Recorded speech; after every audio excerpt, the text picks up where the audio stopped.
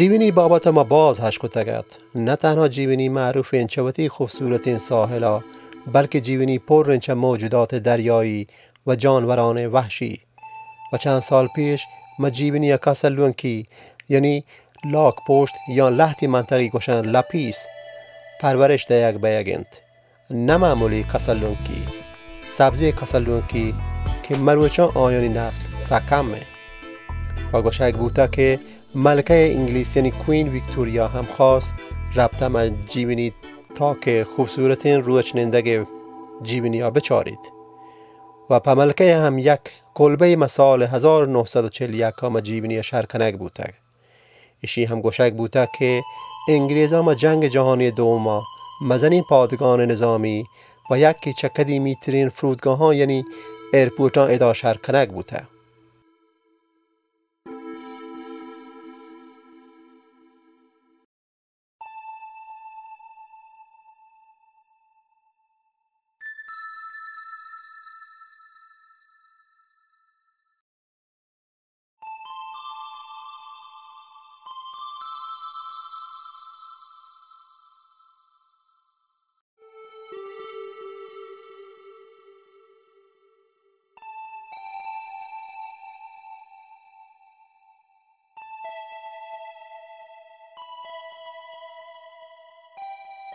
خط ساحلی دریای پاکستان 1050 کیلومتر چه 1050 کیلومتر گیش چه 800 کیلومتر بلوچستان ایگی رشدی به چاروکان مروچی چهارشنبه گوش ماهور همایون مبارکی هر کجا که هستید سلام علیکم این ساحل گو هندوستانا عربی ملکان و ایران بلوچستانا وصله یک زمان این منطقه نام ساحل یا خلیج مکران گوشک بوده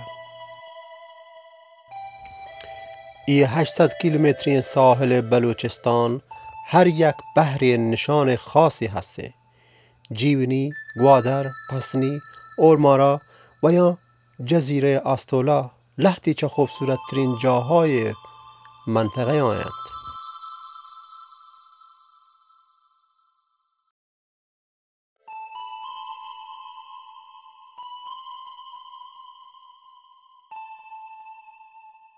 جیوینی بابت ما باز هش کتگت نه تنها جیوینی معروف انچوتی خوبصورت این ساحلا بلکه جیوینی پر رنچ موجودات دریایی و جانوران وحشی و چند سال پیش ما جیوینی کاسلونکی یعنی لاک پشت یا لحتی منطقی گوشن لپیس پرورش دیگ بیگنت نه معمولی کاسلونکی سبزی کاسلونکی که مروچان آیانی نسل سکمه و گوشک بوده که ملکه انگلیس یعنی کوین ویکتوریا هم خواست ربطه ما جیوینی تا که خوبصورتین روچنندگ جیوینی ها بچارید و پا ملکه هم یک کلبه مسال 1941 ما جیوینی شرکنگ بوده ایشی هم گوشک بوده که انگلیز ها ما جنگ جهانی دوما مزنین پادگان نظامی و یکی چکدی میترین فرودگاه ها یعنی ایرپورتان ادا شرکنگ بوده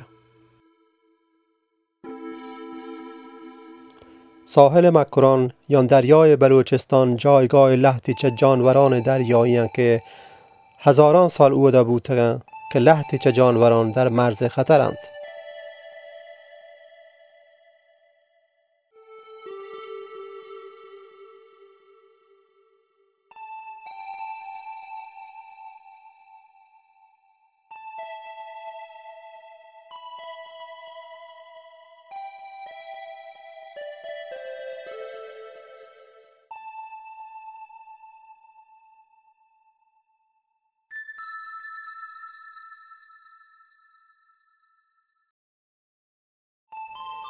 مزنین کشتیان باری، نفتی، تجاری و جنگی بازین چه ای جانوران جانا په خطر داتگ گشترین صدمه ای که جانوران دریایی وارتگ جنگ خلیج فارس است که هزاران تن نفت و ای دیگه مواد شیمیایی ما دریای خلیج فارس ریچک بودگ بازینی چه ای جانوران که ما بلوچستان دریای بودگ هم جا به جا بودگند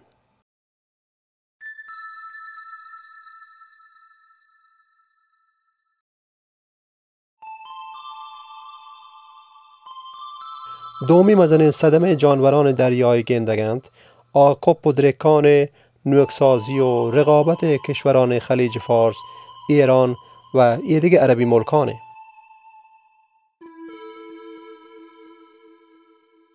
باز این چه جانوران مجبور بیند که جهلتر و جهلترین جهان دریایا بروند، بله تمام نتونند. لحظی احتیاج به ساحلش هسته مجبور بیند که وطار نزدیکان ساحلان برسینند، و مثلا هیکیر کنگ و چوکیارگا. این جانوران جان گیشتر ما خطر آین. یک چه جانوران دریای سبزی کاسلونکیه، یعنی لپیس.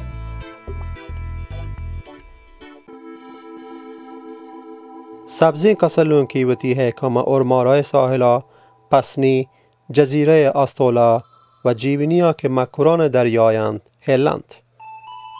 به حفاظت سبزی کاسلونکی و تحقیقات بلوچستان دریای جانوران، گروه جهانی که حفاظت چه منابع طبیعی یا این مورد نسلانی که گار بیگند و نام WWF یعنی صندوق جهانی طبیعت مسال 1999 یک پروژه بلوچستانش بنگیش کد. این پروژه 15 کیلومتری جیونی شهرها مساحل دارانا بنگیج بود. جیونی انتهای شرق خلیج گوادراین که بین ایران و پاکستان کپید. دور تا دور ای خلیج پر رنچ جنگل ها را که مرز بین المللی هم گوازنید و جایگاه حیات وحشند. جیونی 64 کیلومتری گوادراین و 34 کیلومتری ایران بلوچستان آیند که گوشک بوتگ ای نظر استراتژی یکی چه جاگاهانه که توند تمام حمل و نقل خلیج فارس کنترل بکند. یه خاطر یک ایرپورت نزدیکان خلیج جیونی شرکنک بوتگ و خاص گپ اشین که جنگ جهانی دوم ادام مزنی پادگان نظامی هم بوده. انگلیزان یک مزن سیستم آبی و یک مزن پادگان زمان جنگ جهان دوم اده شرکته که مروچا شی هنچو ویله. هنچو یه دیگه شهرهای بلوچستانا جیونی توی که همه هشتابین ترکیه ندید. 25,000 نفر مردم مجیبنی توی که پسختی زندگی گوازی نگند. ما مگه پایتین که ساحل جیبنی یک برا گوشه طلا بود. موج دریا چینی مگیو روچ هم وپسگ آید. سکی شهرین تجربه بود به ما. نزانن که آیا ملکه انگلیس یعنی بانوک ویکتوریا جیبنی سنست یعنی روچ نندگی نصیب بود یا نه. بل این می خوش قسمتیت که ما یهتن جیبنی و روچ نندگی جیبنی می نصیبه بود. شما باید بچارتو فیصله بکنید آیا خوبصورتند یا نه.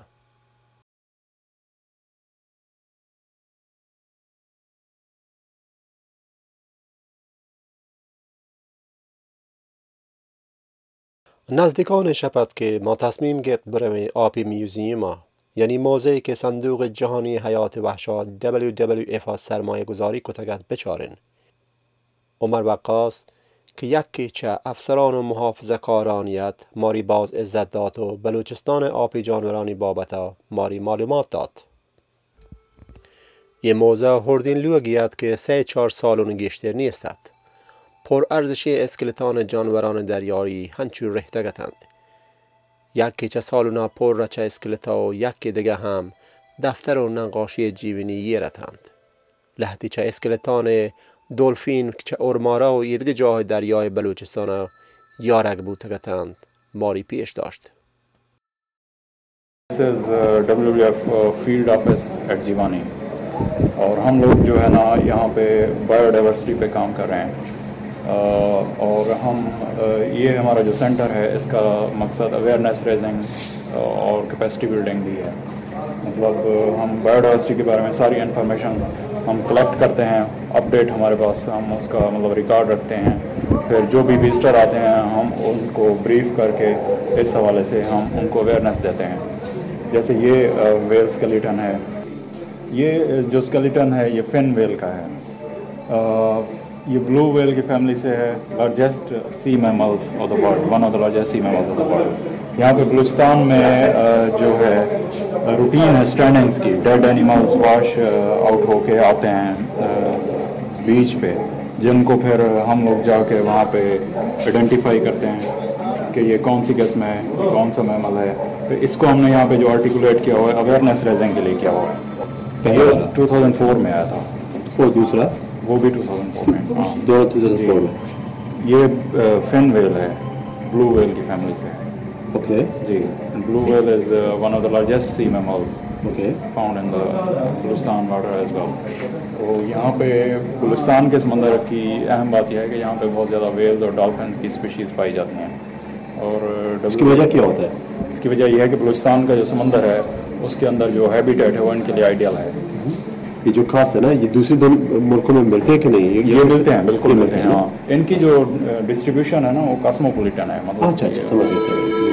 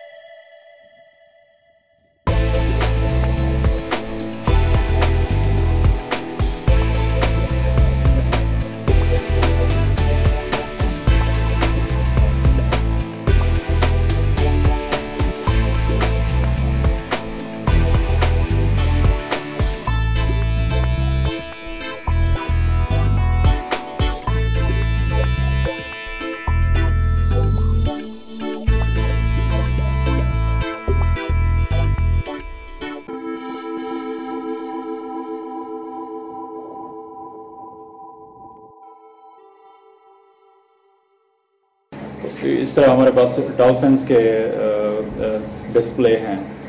यहाँ पे बलूचिस्तान से हमें डॉल्फिन्स की सबसे ज़्यादा साइटिंग हुई है।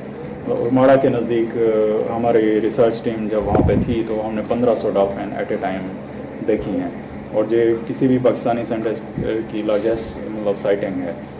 We do not just say this, we have evidence for this, we have video for this. और इसी तरह हमारे जो जीवनी है उसकी एक और अहम वजह मतलब इम्पोर्टेंस जो है बायोडाइवर्सिटी की वजह से, यहाँ पे ग्रीन टर्टल के नेस्टिंग साइट्स हैं। मतलब जीवनी में आपको रॉकी बीच मिलते हैं, सैंडी बीच मिलते हैं। ये जो सैंडी बीच हैं ये ग्रीन टर्टल की मतलब आइडियल नेस्टिंग साइट्स हैं।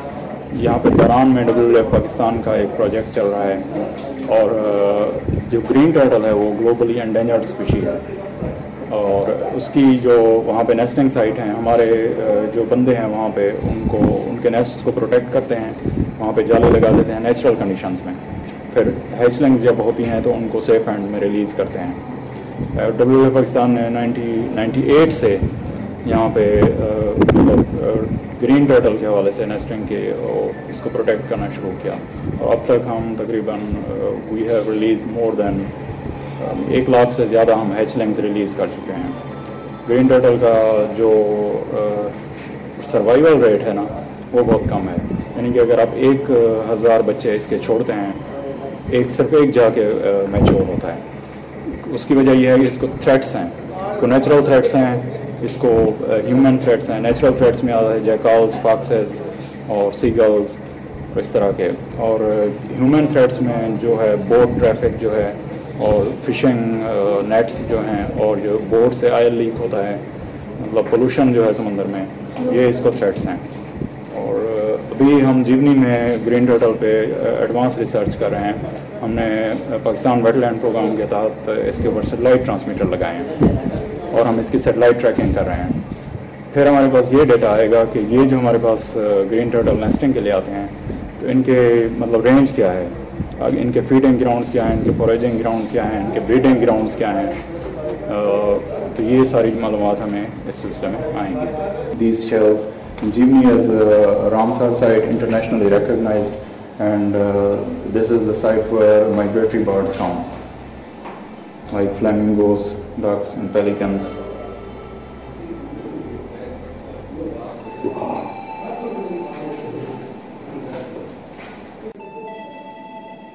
ये आपने बताया क्या ये इसको ट्रिडाक्ना बोलते हैं, ये जेंट काम है और ये बहुत एंशियंट शेल्स हैं और one of the largest in the world we have found. इनका बहुत कम रिकॉर्ड मिलता है।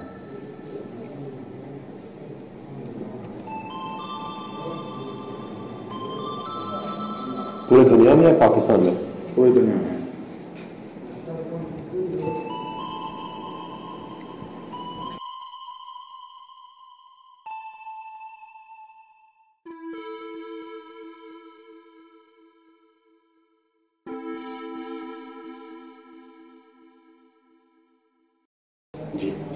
And these are different species of dolphins.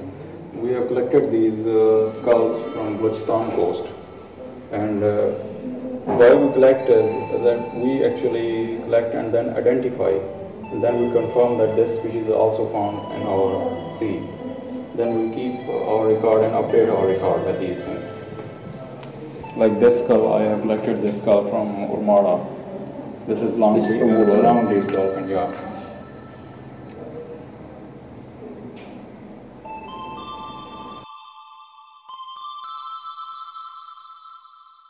عمر وکاس گوشید لاک پشتانی یا کسلونکیانی کدامان دارگ و حفاظت کنگ آسانی کاری نین. سال 2006 تا 2007 هار و طوفان سبب باز این کدامی آسیب دید و پیداش کسلونکی ما سالا کمتر بودند. گیشترین چوک کسلونکی سبز ما سال 2003 پیدا بود که سببی اشد که 420 دانه کدام کسلونکانی حفاظت کنگ بود تگد. داران آبادی باشندگان علاقه خاصی پی پروژه پیش دارند و صندوق جهانی طبیعت بلوچستانش کمک کرد که آگاهی جمع جور بکنند.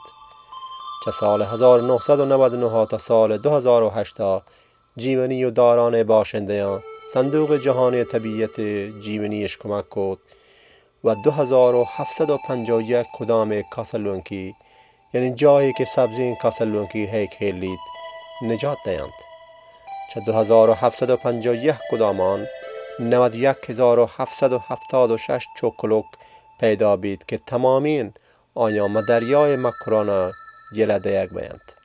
هنچوش که پیش را گوشک بودگ جیونی مکناره چه خلیج گواتراین که یکی چه مهمترین جاگاه های تجارت بین ایران و پاکستان آین. ماهی گیروکان یه 5 سال این گونوتی تیز این کشتیان و قایقان سید گرند جنس برند کارند و خاص تجارت نفت بین ایران و پاکستان کنند. صدها دیگر تیز روکین کشتیان نزدیکان جیونی روند تو کایند. مزنین کشتیان مسافر بری، جنس بری، جانوران دریایی و خاص سبزین کسلونکی آرامشش خراب کتگ. بلوچان قدیمی زمانگا کسلونکی هیکش به عنوان دوا و درمان استفاده کتگ، خاص به بیماری روماتیسما و یا وحدی که آیان رمک، بوز و یا گورند که بیمار بودگند به علاج چه کسلونکی هیکش مدام استفاده کتگ. بله مروچان کمیونیتی داران و جیونی هیچ کسا اجازه ندهند که کسلونکی هیکا دست بجنند یا آیانی کداما خراب بکنند. هیچ قانونی به حفاظت جایگاه کسلونکی دریایی یا جیونی یا نیسته. بله کسلونکی طبق قانون 1975 تحت حفاظت حیات وحش بلوچستان آیند. 1988 تا سفارش کنگ بود که این منطقه حفاظت کنگ ببید و منطقه پناهگاه حیات وحش بلوچستان و منطقه زیستگاه کسلونکی کمیاب ببید که هیچ عملی انجام دهیگ نبوده. صندوق جهانی حیات وحش ما سال 2005 حکومت درخواست کرده که این منطقه به عنوان منطقه تحت حفاظت معرفی بکن که تا هنگات هیچ تصمیمی گرفته نبوده.